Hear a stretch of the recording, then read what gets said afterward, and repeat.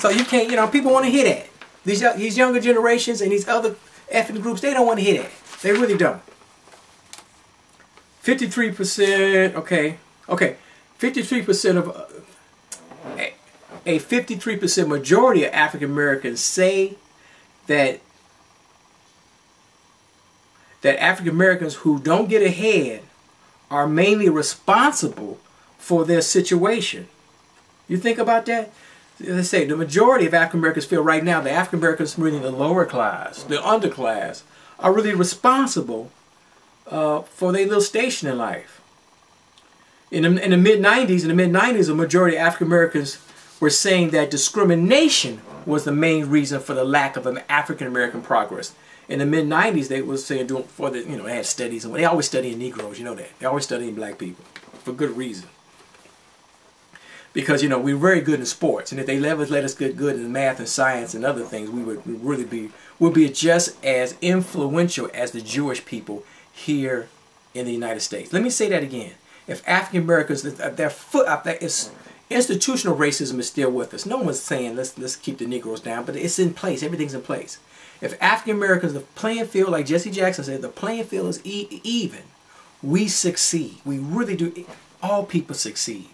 And if African Americans, we're very good in basketball and football and dancing and singing and dancing, right? But if we were allowed to be good in math and science and other things, we would be just as influential as the Jewish people here in the United States. That's why they don't want us to, they really watch our progress. That's why they always studying Negroes. I got to get off this show. I've talked too much because it's a time limit. We had to go off the air.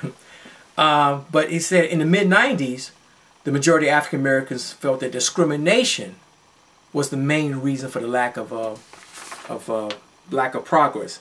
Now, as they say, it's their own fault, which is not true because most African Americans don't really know. Because most African Americans listen to Channel 7, 2579, Fox 32. Most of us don't listen to a TV show like this.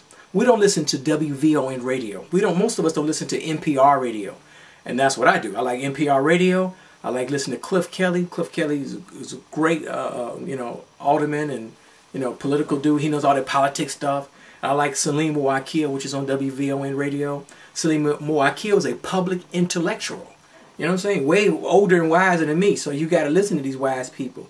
So when you listen to Salim Mouakil or Cliff Kelly, there's a lot of other people, even little shows like this. Boise Edwards has a show, I have a show, Dr. Warren, there's a few other people who have shows like these who try to make people think. And then you get a different perspective what you get on Channel 7, Channel 5, Channel 2, the major media who's just trying to hoodwink and bamboozle the masses.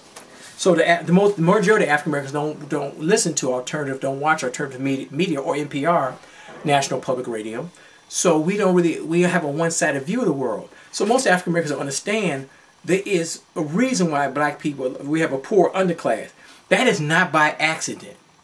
And to really alleviate, you're always going to have poor. The poor will always be among us. That's what the Bible says.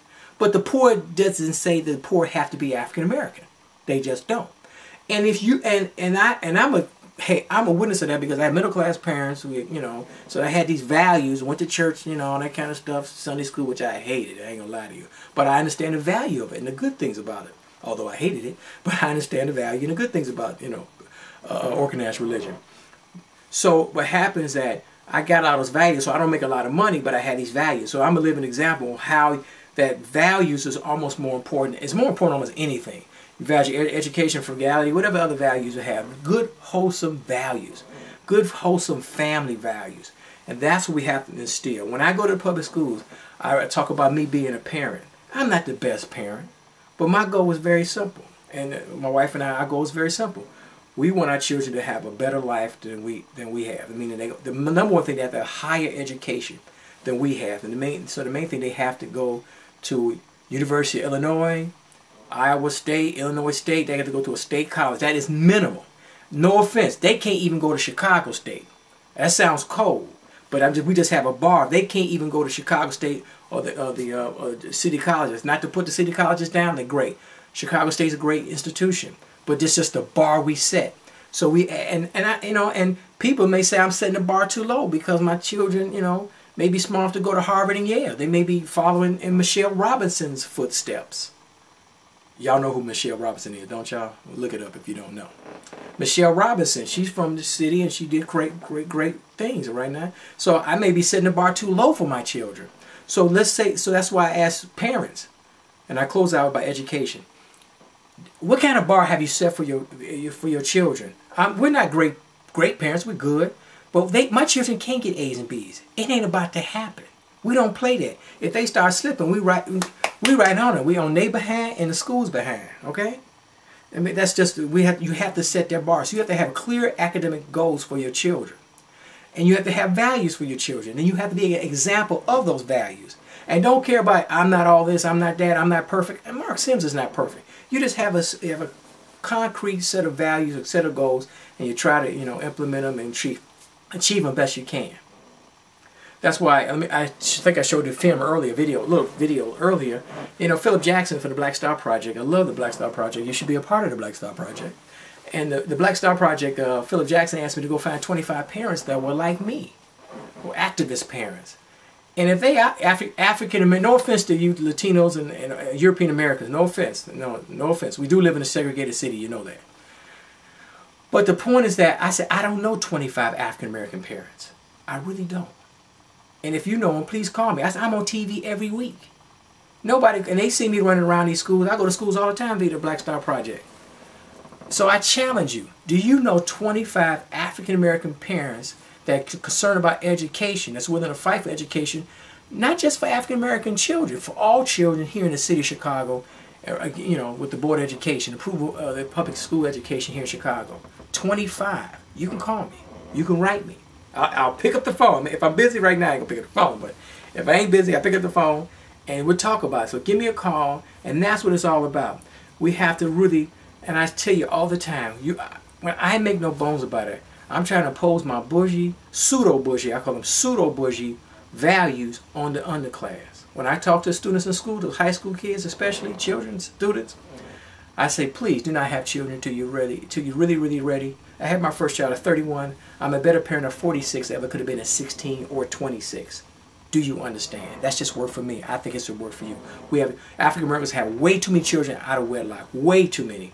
We African Americans have way too many. We have too many abortions. Abortions are terrible. I don't think you should get pregnant. I don't think you should get aborted either. My children, I have teenagers now. If they got pregnant, I kick their ass. And you are a effing fool. What is wrong with you? They know how I feel about it. You are a freaking fool. Okay? Yes, mistakes happen, but you still a damn fool. If it happened to me at 46, I'm a damn fool going out there creeping and get some girl pregnant. I'm a damn fool. It's the same thing with your 46 or your 16. You got to, it's harder. It's easier to control yourself at 46 because you don't have the hormones as a 16-year-old. I understand, but you got to think before you, get busy, if you will. So give me a call. Show's over. I rambled enough. We love you. Give me a call, 507-0724, 507-0724.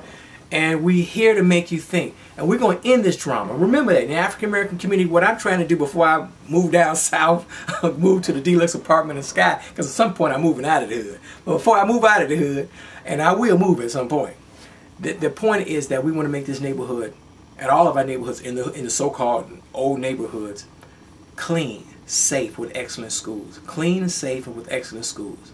None of this ghetto-ness. None of this crime. None of this silliness. It's uncalled for. If you went to some of these better neighborhoods like I go to, you go to Barrington or Bannockburn or Hinsdale. Man, y'all don't know. Y'all need to get out there. Y'all, you need to really get out there and see what's going on.